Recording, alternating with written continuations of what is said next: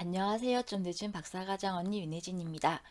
오늘은 국내 학술지를 중심으로 계재료가 얼마 정도 되는지 한번 알아보려고 해요. 잘 아시겠지만 학술지마다 가격이 좀 다르기 때문에 몇 개 학술지를 찾아보면서 그 사이트에 가서 학술지 계재료를 찾아보는 방법을 같이 한번 살펴볼까 합니다. 먼저 한국 학술지 인용 색인 사이트에 가서 학술지 목록을 가져와 보도록 하겠습니다. 이건 지난번에 한번 했던 내용인데 그래도 오늘 필요하니까 다시 한번 해보겠습니다. 사이트는 이 부분만 치시면 돼요. kci.go.kr을 들어가시면 이 사이트에 들어가실 수 있습니다. 여기에서 정보마당을 들어가십니다.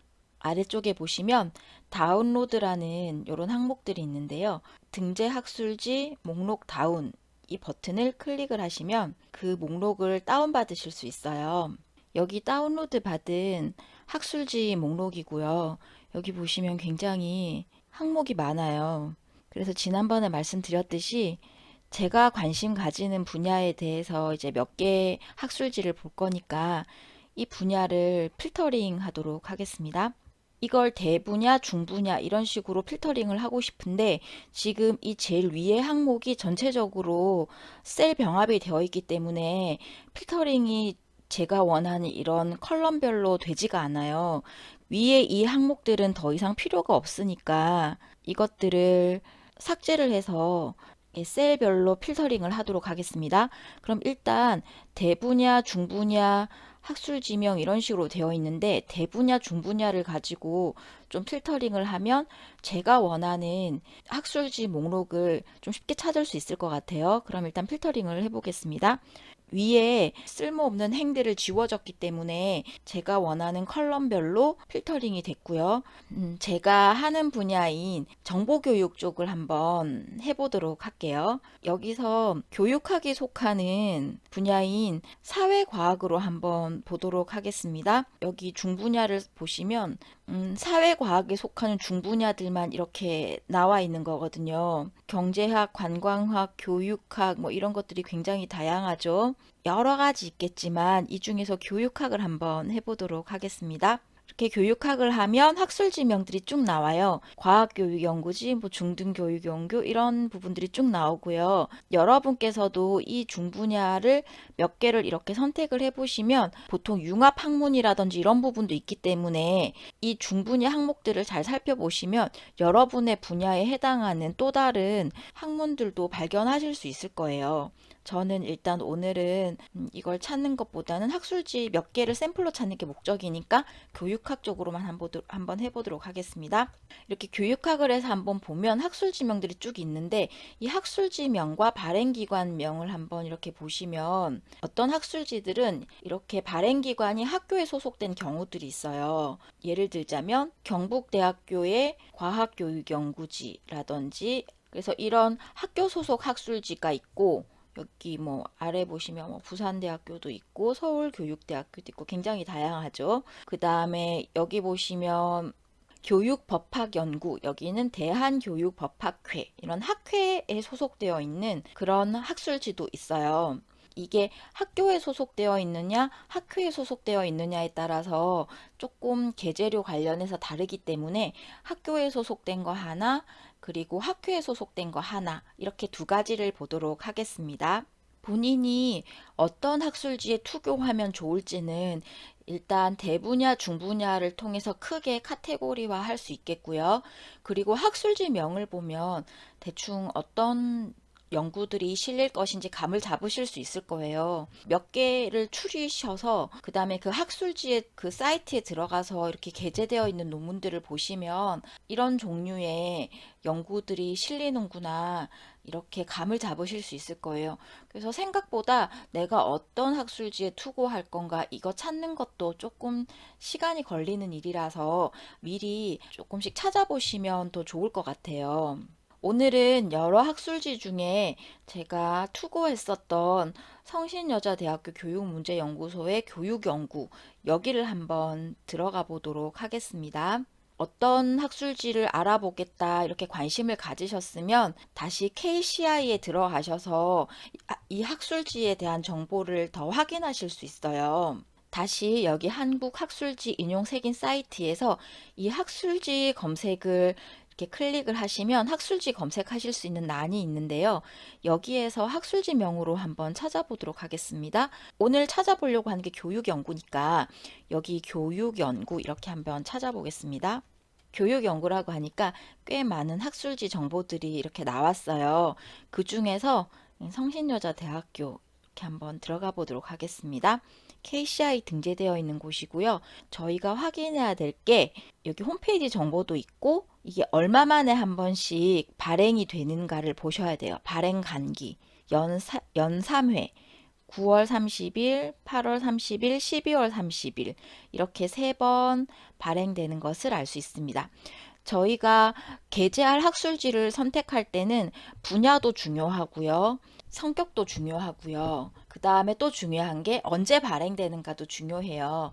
저희가 발행이 돼야 할 어떤 시점이 있잖아요. 그 시점에 가장 알맞은 학술지를 선택하는 거거든요. 그래서 이런 발행 간기 정보가 굉장히 중요하다는 걸 알 수 있을 겁니다. 그래서 이 홈페이지에 한번 들어가 보도록 하겠습니다. 네, 여기 홈페이지에 들어왔습니다. 그러면 저희가 궁금한 건 게재료가 궁금한 거잖아요. 그 정보가 어디 있는지를 한번 살펴보도록 하겠습니다. 여기 여러 메뉴 중에 연구 논문집이 있어요. 이 연구 논문집 화면에 들어가 보도록 하겠습니다. 저는 미리 띄워놨고요. 연구 논문집에 들어가 보시면 여러 메뉴 중에 투고 안내가 있습니다. 이 투고 안내 메뉴를 클릭하셔서 들어와 보시면 이렇게 쭉 나와 있는데요. 네, 연구 주제, 어떤 연구 주제인가가 중요하고요. 투고 자격 및 제한인데 저희들은 저희같이 뭐 박사 과정에 있거나 하시는 분들은 네, 해당이 돼요. 원고 분량이 굉장히 중요한데요. 이건 게재료와도 관련이 있어요. 여기 보시면 작성 요령에 따라 편집하였을 때라고 있는데요. 보통 학술지마다 자신들이 제공하는 양식이 있거든요. 그 양식에 맞춰서 작성을 하였을 때 이 학술지는 전체 20쪽 이내예요. 이게 기본 가격인 거예요. 수고료가 기본료는 20쪽을 기준으로 된다는 것. 이건 학술지마다 어떤 데는 쪽수가 좀 더 작은 데도 있고 좀 더 많은 데도 있고 조금씩 달라요. 그런데 뭐 보통 20쪽들이 조금 많았던 것 같아요. 그 다음에 또 봐야 될 게 논문 심사료가 10만 원이에요. 그러니까 이거는 게재료와 별개로 내가 이 논문을 심사하는 데만 10만 원이 드는 거예요. 그리고 게재료가 있는데요. 게재료는 연구비 수혜 논문 40만 원이라는 게 뭐냐면 어떤 분들은 연구실에서 사업을 하시잖아요. 그리고 그 사업의 연구 결과로 논문을 썼을 때 그 논문을 학술지에 게재하는 경우가 있거든요. 그걸 바로 연구비 수혜 논문이라고 하고 이 경우에는 40만 원이에요. 만약에 여러분께서 연구실에서 뭐 사업을 하신다. 그리고 이 사업의 연구 결과로 논문을 쓰시겠다. 논문 게재료가 이렇게 어느 정도 된다는 걸 가늠을 하시고 그걸 그렇게 사업의 비용에 넣으셔야 되겠죠? 네. 보통은 이렇게 연구비 수혜 논문은 그 가격이 따로 정해져 있기 때문에 그 부분을 확인하셔야지 돼요. 여기 보시면 조금 이렇게 두 가지로 나누어져 있었는데 뭐 대학 교수, 교사, 연구기관 등 전임 연구자는 20만 원, 그러니까 기본 게재료가 20만 원이고요.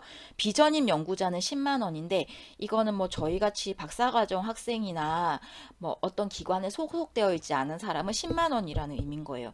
이게 비전임 연구자들끼리만 이렇게 투고를 한다면 그게 게재될 때는 10만 원이 기본인데 저자가 여러 사람이고 그 중에 전임 연구자가 있다면 그러면 전임 연구자 기준으로 간다는 걸 아셔야지 됩니다. 네. 여기에는 지금 안 나와 있는데 보통은 추가 페이지에 대해서 얼마가 되는지가 나와 있거든요.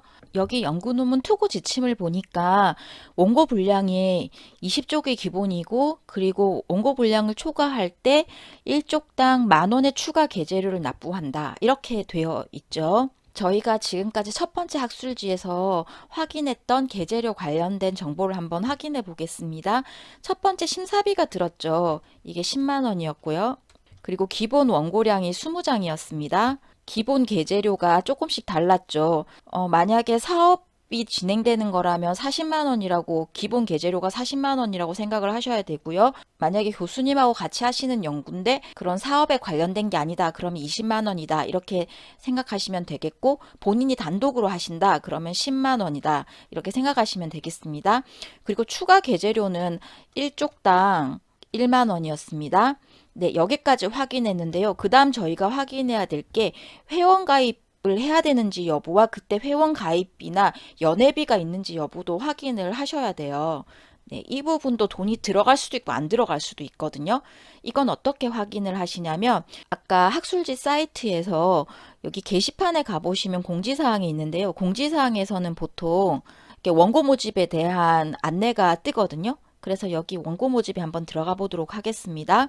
여기 밑에 보시면 좀 지난 거긴 한데요. 지난번에 했던 건데, 네, 여기를 보시면 저희가 아까 확인했던 웬만한 정보들이 다 들어가 있습니다. 제출 방법에 보시면 이 부분이 나와 있습니다. 여기에 원고를 업로드해야 할 이렇게 사이트가 있고요. 여기 보시고 나면 회원 가입은 하셔야 돼요. 그죠? 회원 가입을 한 다음에 승인이 날 때까지 뭐 하루나 이틀 정도 시간이 들어가니까 여러분께서 만약에 논문 이렇게 제출하시려 그러시면 이 부분 미리 하셔야 되고요. 그리고 밑에 보시면 공동 연구자 모두 이렇게 회원 가입을 해야 된다. 그러니까 만약에 여러분이 하시고 그 다음에 교수님도 같이 뭐 교신 저자로서 하시는 거라면 두 분이 다 이렇게 가입이 돼야 되는 거죠. 여기 옆에 보시면 연회비가 없다라고 되어 있어요. 그러니까 가입비도 없고 연회비도 없는 거예요. 여기서 회원가입 여부는 오지만 회원가입비나 연회비는 없는 거잖아요. 그래서 이 학술지에 논문을 투고하고 싶다면 요 정도 금액을 계산을 하셔야 돼요. 네. 만약에 심사를 했는데 수정 후 뭐 게재라든지 이 정도면은 괜찮은데 수정 후 재심사라는 그런 등급을 받을 수도 있거든요. 그럼 그때는 심사비를 한번 더 내셔야 돼요. 이 부분도 고려하시면 될 것 같습니다. 학술지 A는 학교에 소속되어 있는 연구소에서 이제 발행하고 있는 그런 학술지인 경우였습니다. 그럼 두 번째 경우인 학회에 소속되어 있는 경우를 한번 찾아보도록 하겠습니다.